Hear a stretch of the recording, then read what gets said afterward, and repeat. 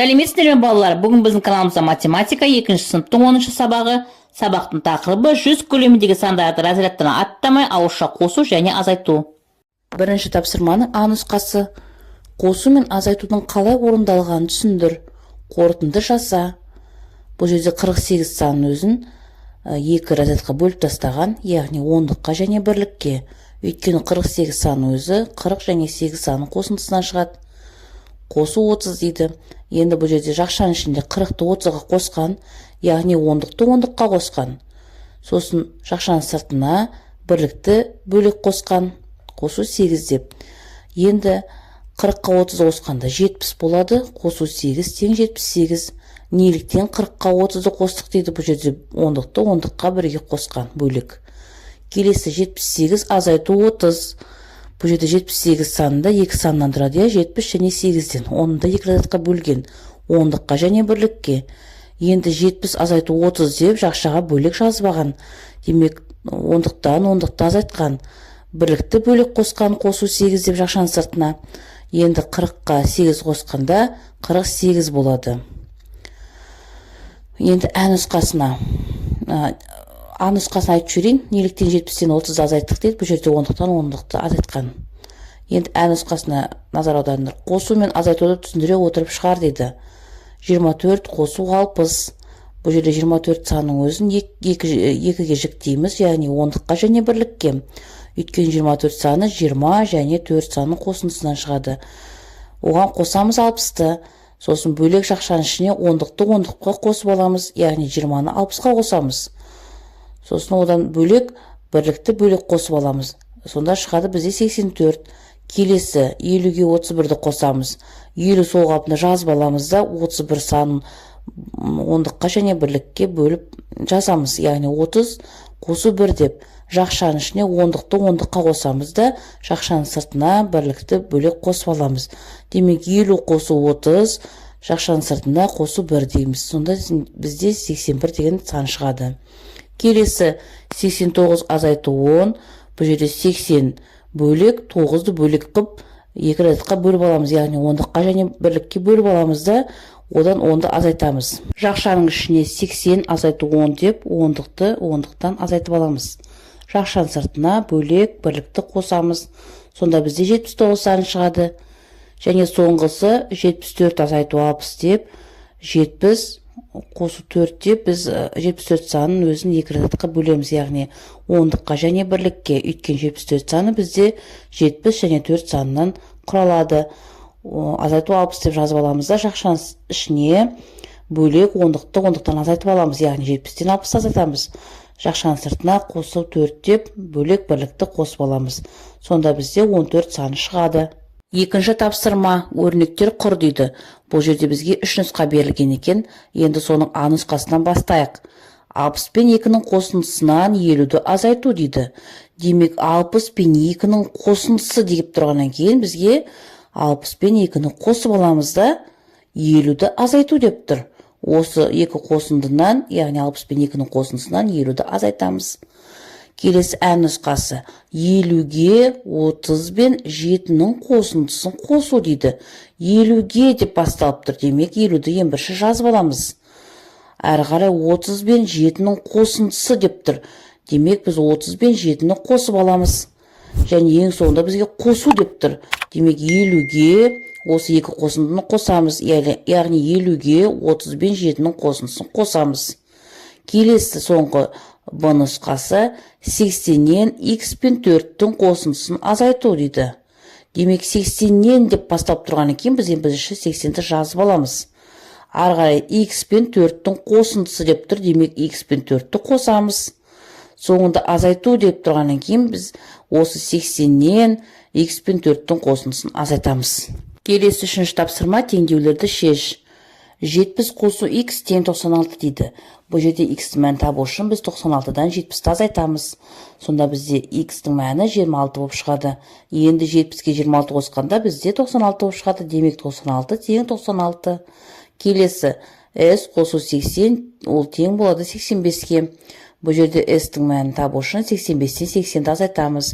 Сонда бізде S s-тің мәні 5 болып шығады. Сонда 5-ті қосамыз 80-ге тең 85. Демек 85 тең 85-ке. Бұл да дұрыс екен. Енді келесі 65 азайту b тең 20. Енді b-ны мән табу үшін 65-тен 20-ны азайтамыз. Сонда b тең 45 болады. 65-тен 45 азайтқанда 20. Сонда 20 тең 20-ға шығып тұр. Келесі 4-ші тапсырма есепті шығар. Білім күніне арналған мерекелік концертке 32 ұл және 20 қыз қатысты. Концертке қыздарға қарағанда неше ұл артық қатысты. Енді балалар осы есептің берілгенін жазып алайық. Бізде ұлдың да қыздың да нақты саны белгілі. Яғни ұл 32, ал қыз 20 екен концертке қатысқан. Енді бізге табу керегі концертке қыздарға қарағанда неше ұл артық қатысқан табу керек екен. Демек шешуінде біз 32-ден 20-ны азайтамыз. Сонда ол 12-ге тең болады. Демек жауабы концертке қыздарға қарағанда 12 ұл артық қатысқан екен. Келесі 5-ші тапсырма. Диаграмманы пайдаланып бос торкөзге қалып қойған санды қой. Сыныбымызда бұл жерде белгісіз болып тұр. Демек қанша оқушы ән салғанды ұнатады? Оның 2-і ұлдар, қалғаны қыздар. Неше қыз ән салғанды ұнатады? Енді балалар диаграмманы санап көрейік. Көктен бастап, яғни 1, 2 екен, бізде көгі, демек ұл екен белгілі болып тұр.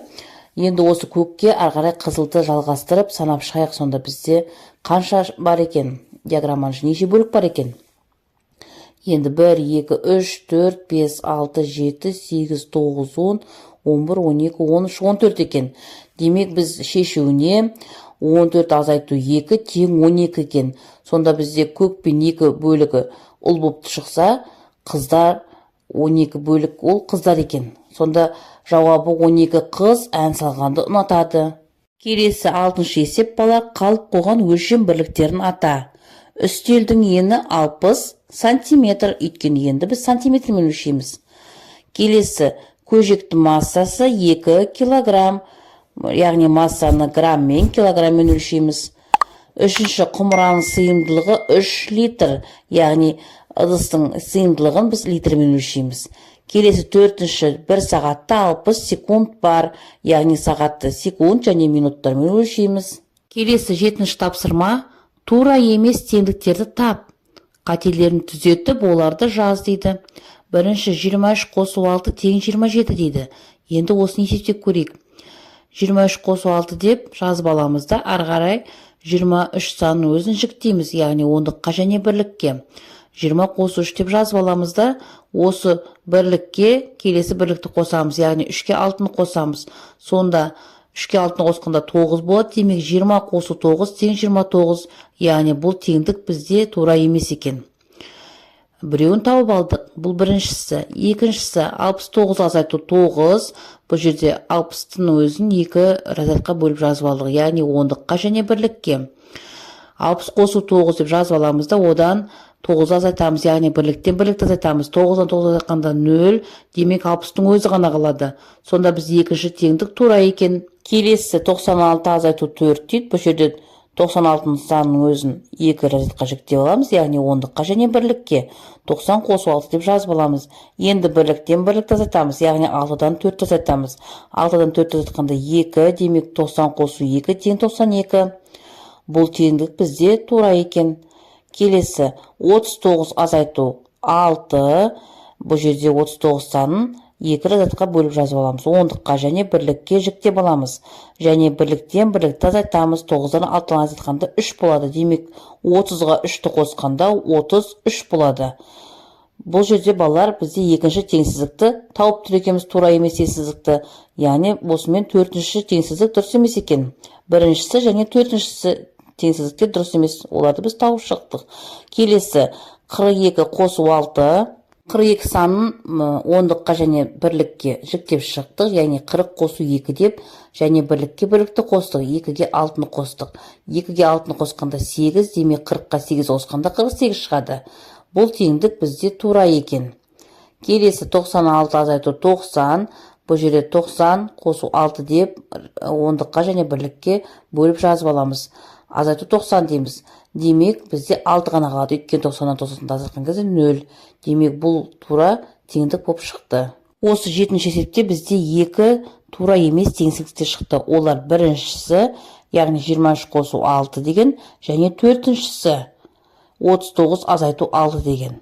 Қалғандардың бәрі бізде тура теңдіктер екен. Келесі 8-ші тапсырма белгісіз орнына тиісті санды қой дейді. Біріншісі 90 азайту белгісіз тең болады 80. Бұл жерде 90-нан 80-ді азайтсақ 10 болады. Демек 90 азайту 10 тең 80 деп жаза аламыз. Келесі 10 қосу белгісіз тең 67 дейді. Бұл жерде 67-тен 10-ды азайтсақ 57 шығады. Демек 10-ды қосамыз 57-ге тең 67 болады. Келесі белгісіз қосу 20 тең 94 дейді. Енді 94-тен 20-ны азайтқанда бізде бала 74 саны шығады. Демек 74 қосу 20 тең 94 болады. Келесі белгісіз қосу 50 тең 67 дейді. 67-тен 50-ді азайтқанда 17 болады. Енді сол 17-ні белгісіздің орнына қойсақ, яғни 17 қосу 50 десек, бізде 67 санына тең болады. Келесі 80 қосу 15. Бұл жерде балалар 80-ді 10-ға қосып аламыз, яғни 10-ды 10-ға қосамыз. Және оған сосын кейін 5 деген бірлікті қосамыз. Яғни 15 санын өзін 10-ға және бірлікке жіктеген. Сонда 80 қосу 10 қосу 5 деп жазып аламыз. 80-ді 10-ға қосқанда 90, оған 5 деген бірлікті қосамыз. Сонда бізде 95 деген сан шығады. Келесі белгісіз азайту 50 тең 17 дейді. Енді 50-ге 17-ні қоссақ, біз 67 деген санды шығарамыз. Сонда белгісіздің орнына 67 санын қойсақ, одан 50-ді азайтсақ, бізде 17 саны шығады. Соңғы 9-ші есеп балар. Алия мен Айдостың екі сайыста жинаған ұпай сандарын қосып, жеңімпазды анықта дейді. Бірінші сайысты байқап көрейік. Алияның 52 азайту 30 қосу 3 дейді. Енді осы 52 санын біз 2 разрядқа жіктейміз. Яғни 50 және 2 деп жазып аламыз, 10-ға бірлікке бөлеміз. Азайту 30 қосу 3 деп жазып аламыз. Сонда 50-ден 30 азайтқанда бізде 20 болады, және бірлікке қосып аламыз. 2-ге 3-ті қосқанда 5 болады. Сонда 20-ны 5-ке қосқанда 25. Бұл бірінші сайыстың ұпайы екен Алияның. Келесі екінші сайысты байқап көрейік. 90 азайту 30 қосу 5 дейді. Енді 90-нан 30 азайтқанда бізде 60 болады. Оған 5 деген бірлікті қосқанда 65 болады. Бұл Алияның екінші сайыстың ұпайы екен 65 деген. Енді бірінші сайыстың ұпайын екінші сайыстың ұпайына қосайық. Яғни 25-ке 65-ті қосқанда 90 ұпай екен. Сонда бірінші екінші сайысты қосқанда Алияда барлығы 90 ұпай жинаған екен. Енді балалар Айдостың бірінші және екінші сайысын байқап есептеп көрейік. Бірінші сайысын көрейік. 42 азайту 20 қосу 5 дейді. Енді 42-ден 20-ны азайтқанда бізде 22, оған 5-ті қосқанда 27 болады. Бұл бірінші сайыстың ұпайы екен. Келесі екінші сайысты байқайық. 92 азайту 30 қосу 1 дейді. 92-ден 30 азайтқанда 62, оған 1-ді қосқанда 63 болады. Бұл екінші сайыстың ұпайы. Енді бірінші сайыстың ұпайын екінші сайыстың ұпайына қосайық, яғни 27-ні 63-ке қосайық. 27-ні 63-ке қосқанда 90 ұпай, жауабы Алия мен Айдос теңдей ұпай жинады. Балалар, осымен сабақ аяқталды. Соңына дейін көргендеріңе рахмет. Сабағын аса лайк басып, каналға тіркеліп алыңдар.